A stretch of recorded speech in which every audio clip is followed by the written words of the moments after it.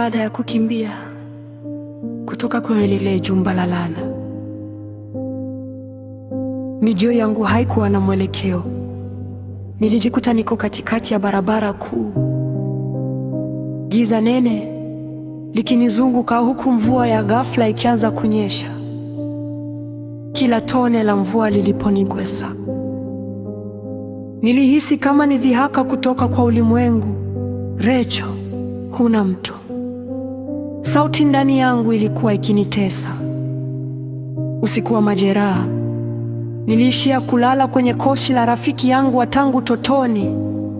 Nima sikuweza kufumba jicho kila nikifunga kope. Niliona sura ya mama yangu, yule mwanamke aliyenifundisha kusali, akiwa amepumbazwa na mahaba mikononi mwa mume wangu.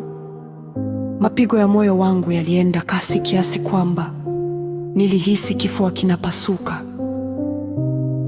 Asubuhi ilipofika, simu yangu ilikuwa na missed calls zaidi ya 50. Nyingi zilikuwa za mume wangu na chache za mama. Nilizitazama kwa dharau. Hakukuwa na neno la msamaha linaloweza kufuta kile nilichokiona, lakini ujumbe mmoja wa sauti kutoka kwa mama ulinifanya nisimame.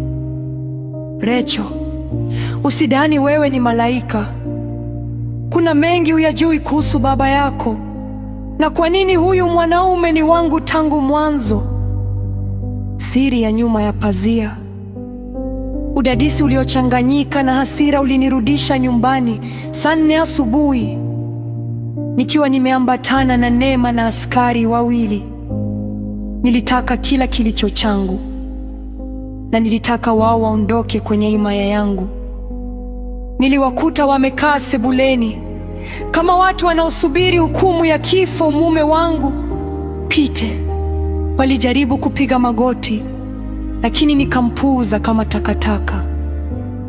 Nilienda moja kwa moja kwa mama, nieleze ile voice note ilimaanisha nini, kabla sija kukabidhi kwa ndugu wakupeleke kijijini kwa aibu. Nilisema kwa sauti ya baridi iliyonishtua hata mimi mwenyewe. Mama alicheka kicheko cha kichaa. Alifungua mkoba wake wa zamani na kutoa picha iliyopauka.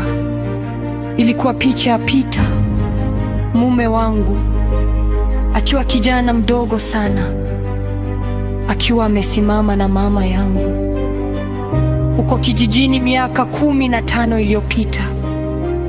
Peter hakuwa mgeni kwangu, Rachel. Mama alianza kusimulia huku akinitazama kwa macho yenye chuki. Baba yako aliponitelekeza nikiwa na mimba yako, Peter ndiye aliyekuwa ananisaidia. Alikuwa mdogo, lakini alikuwa mwanaume pekee alinijali. Tulipendana kabla hata wewe hujavunja ungo. Nilipogundua nataka kukuoa wewe ili apate mali za urithi wa baba yako, nilikubali kwa sharti moja, kwamba ataniacha mimi. Usaliti mara 2. Dunia ilizunguka, kumbe ndoa yangu haikuwa upendo, bali ilikuwa ni mradi wa kibiashara na kingono kati ya mume wangu na mama yangu. Peter alinioa ili apate utajiri nilioachwa na baba yangu, ambaye mama alidai alimtelekeza. Kumbe alikufa na kuniachia kila kitu. Hivyo kila mara nilipokuwa kazini, mlikuwa pamoja? Niliuliza huku nikitetemeka. Kila mara Peter alijibu kwa sauti ya chini bila hata aibu. Sasa mimi ni binadamu, Rachel. Mama yako anajua kunijali kuliko wewe unavyojua kazi zako za ofisini. Mapinduzi ya Rachel. Hapo ndipo kitu ndani yangu kilikufa na kitu kipya kikazaliwa. Sikuwa tena Rachel mpole. Nilikumbuka mimi ni nani. Mimi ni mwanamke msomi, mtaalamu wa ramani za nyumba, na mwanasiasa anayechipukia. Hawa watu walitaka kuniharibu, lakini walisahau mimi ndiye niliyeshika mpini. Peter, nyumba iko chini ya jina langu, gari unalotembelea ni langu, kazi ulionayo kwenye kampuni ya rafiki yangu nitaifuta leo, nilisema huku nikimtolea hati za nyumba. Na wewe mama, matibabu yako, hela za kula na heshima ulionayo kijijini, vyote vinatokana na jasho langu. Kuanzia sekunde hii, nyote ni maskini. Niliwaamuru askari wawatoe nje. Walijaribu kupiga kelele. Mama alianza kunilani, lakini sauti yake haikupenya tena kwenye masikio yangu. Niliona miili yao ikitupwa nje ya geti langu, huku majirani wakichungulia kwa mshangao. Alfajiri mkii, nilirudi chumbani kwangu, nikachukua yale machuka laana na kuyachoma moto katikati ya uwanja.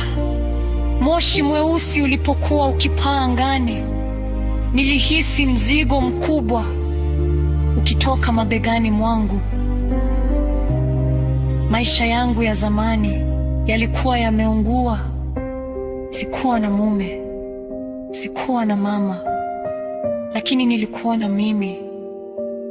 Nilikuwa latili yangu, ujozi wangu wa utorati,